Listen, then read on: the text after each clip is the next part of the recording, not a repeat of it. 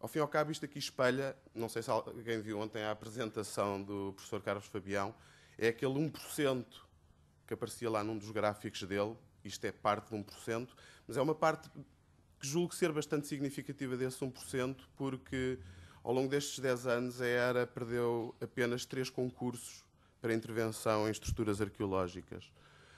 Portanto, o número de trabalhos ao longo do tempo, em 2001 não há trabalhos em estruturas arqueológicas, terá que ver com a mudança do quadro comunitário e com o buraco financeiro que foi a Expo, tendo sido todo o dinheiro canalizado por outras coisas que não recuperação de património arqueológico. Aqui estes grande dimensão, média dimensão, pequena dimensão, portanto, isto são trabalhos que poderão ir até 10 mil euros, este até 50 mil euros e este aqui mais de 100 mil euros. Só aconteceu com 2 trabalhos em 2005. O tipo de entidades acaba por ser quase sempre o dinheiro público, porque todas estas entidades são financiadas, mesmo a associação local é financiada em grande parte por dinheiros públicos. Estas empresas de construção civil são sobretudo sobreempreitadas em intervenções em sítios. Há um número significativo de promotores privados. E pá, eu assim, na diagonal não consigo ler, mas...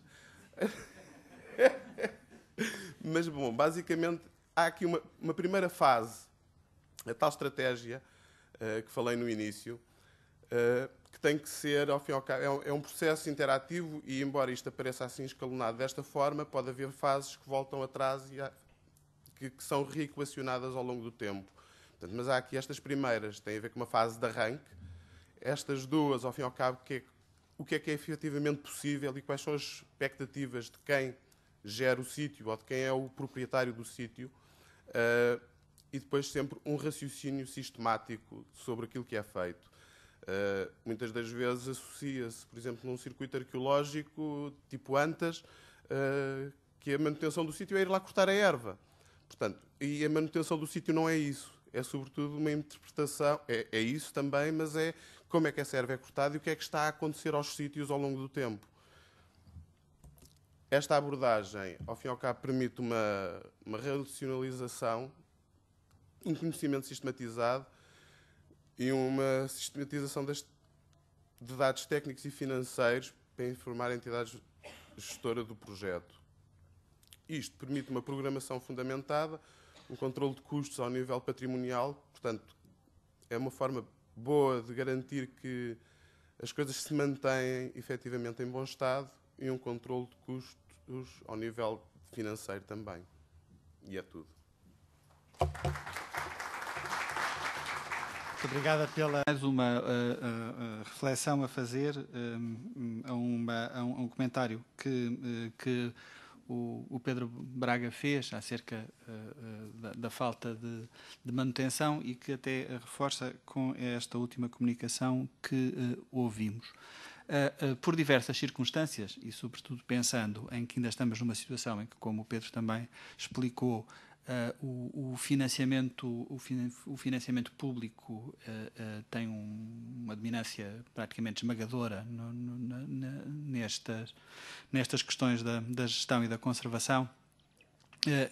Eu, na administração pública, tenho visto com muita pena, tenho verificado a infelicidade de que é mais fácil argumentar sobre a necessidade do investimento nos sítios arqueológicos, que eles estão a cair, do que fazer alguma coisa quando ainda não estão. Ou seja, o conceito de é preciso ter cuidado com a alimentação, não pega. Mas uma pessoa faz o desentupimento das carótidas quando já teve um princípio de enfarte.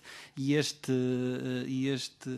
princípio também se aplica à gestão e à tutela do património. Talvez o contributo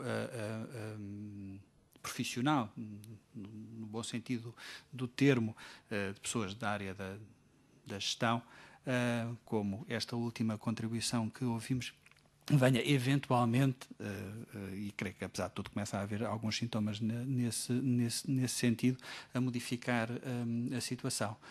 Mas ainda estamos nessa questão do investimento direto ou o investimento continuado em manutenção numa situação difícil na grande maioria dos ambientes públicos em que nos movemos.